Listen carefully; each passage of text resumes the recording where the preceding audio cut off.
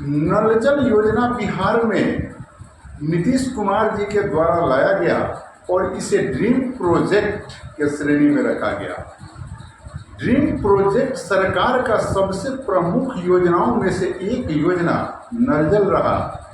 सरकार का यह सोच रहा कि हम अपने राज्य के उस गरीब से गरीब व्यक्ति को शुद्ध जल मुहैया कराए जिन्हें शुद्ध जल नसीब नहीं होता है। और इस सोच के तहत सरकार जो है ड्रीम प्रोजेक्ट लाती है और इस योजना पर काम करती है, उस योजना पर काम होता है और विभागीय लापरवाही से यह योजना भ्रष्टाचार की भेंट चढ़ जाती है। और सरकार जब इस योजना के तह तक पहुंचने का प्रयास करती है तो उसे सारी सच्चाई जानकर सरकार चौंक जाती है, हैरान हो जाती है, परेशान हो जाती है। तो क्या है यह सारी सच्चाई, क्या है अनुरक्षकों की समस्या और क्यों अनुरक्षक परेशान हो रहे हैं और पीएचईडी विभाग आगे क्या रणनीति बनाई है, इस बारे में मैं विस्तार से चर्चा करूं। इससे पहले नमस्कार, आदाब, सत श्री अकाल। मैं भागीरथ ठाकुर आज आपको जो सच्ची कहानी सुनाने जा रहा हूं वह बिहार के नल जल योजना की है, जिसे सरकार जो है जिस योजना को बड़ाई करते नहीं थकती है। सरकार के कर्मी, सरकार के अभिअंग, सरकार के नुमाइंदे जहाँ भी जाते हैं वहाँ नल जल योजनाओं का चर्चा करते हुए नहीं थकते हैं। उस नल जल योजना की सच्चाई जब आप जानते हैं तो हैरान हो जाते हैं, परेशान हो जाते हैं। चूँकि नल जल 95% नल जल जो है आज भी बंद पड़ा है। कहीं न कहीं से वह नल जल भ्रष्टाचार के भेंट चढ़ गया है। और जब सरकार को रिपोर्ट करने की बात आती है, सरकार जब उस योजना की संज्ञान लेती है तो अधिकारी जब रिपोर्ट देते हैं तो यह रिपोर्ट देते हैं कि 95% योजनाएं जो है सुचारू रूप से संचालित हो रही है और इस तरह से सरकार को दिग्भ्रमित किया जाता है। लेकिन बात यहाँ आकर के फंसती है कि अधिकारी अगर गलत रिपोर्ट देते हैं तो सभी जगह पर सरकार के विधायक हैं, सरकार के मंत्री हैं, क्या वह किसी गांव गंवई से बिलोंग नहीं करते हैं? क्या उनके यहाँ नल जल नहीं लगा है? क्या वह विधानसभा में इस बात की आवाज़ नहीं उठा सकते हैं? उठा सकते हैं, लेकिन सभी के मन में कहीं ना कहीं से दोष है, सभी के मन में कहीं ना कहीं से कुछ बैठा हुआ है। सभी लोग कहीं ना कहीं से भ्रष्टाचार के उस आग में झुलसे हैं। भ्रष्टाचार के उस रकम को सभी लोग हजम कहीं ना कहीं से किए हैं। सभी लोगों को कहीं ना कहीं से कमीशन किया है। इसलिए किसी को भी इस बात की शुद्धि लेने का फुर्सत नहीं होती है और जब इसका चर्चा चलता है तो सभी के रोंगटे खड़े हो जाते हैं और जब उन्हें चर्चा चलाने की बात होती है तो लगता है कि जैसे उन्हें कुछ छू दिया हो। उनकी जुबान बंद हो जाती है, उनके जुबान से आवाज़ नहीं निकलता है। आखिर क्यों? आप एक लोकतांत्रिक व्यवस्था के रक्षक हैं, आप एक लोकतांत्रिक व्यवस्था के मालिक हैं, राजा हैं और आपका जनता जो है जिस चीज़ को अपने गाढ़ी कमाई से अर्जित करना चाहती है और सरकार का भी मानसा है कि उस चीज़ को जनता को हम प्रस्तुत करें और वही चीज़ को ये तमाम अधिकारी, पदाधिकारी, नेतागण मिलकर लूटने लग रहे हैं और सरकार को सच्चाई से अवगत भी नहीं करा रहे हैं।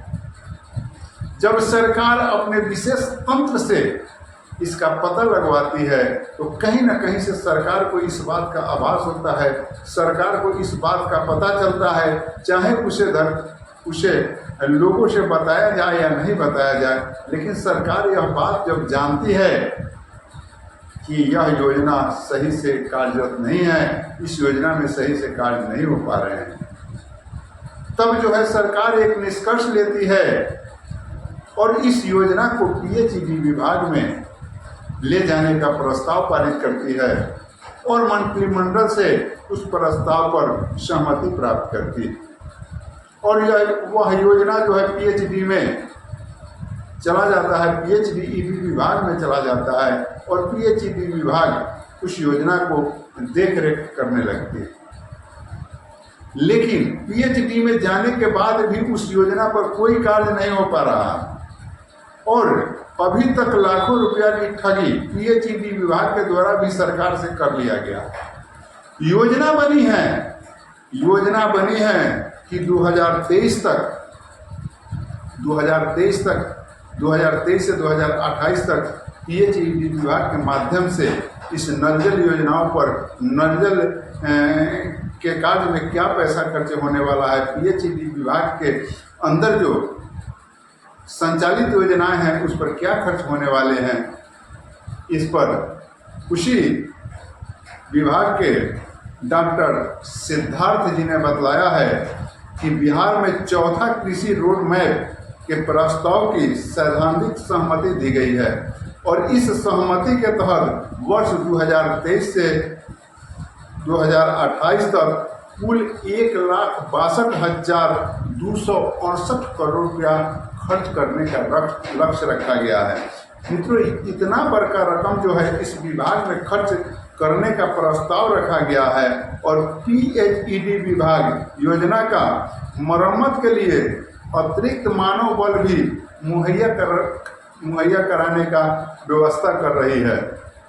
ये जो नल जल है या जो भी योजना संचालित हो रही है उसमें अगर कार्य बाधित हो रहा है तो उसको कैसे संचालित किया जाए, कैसे उसको उस योजना में गति दिया जाए, इसके लिए अतिरिक्त मानव बल यानी अतिरिक्त बहाली भी यह विभाग करने जा रही है।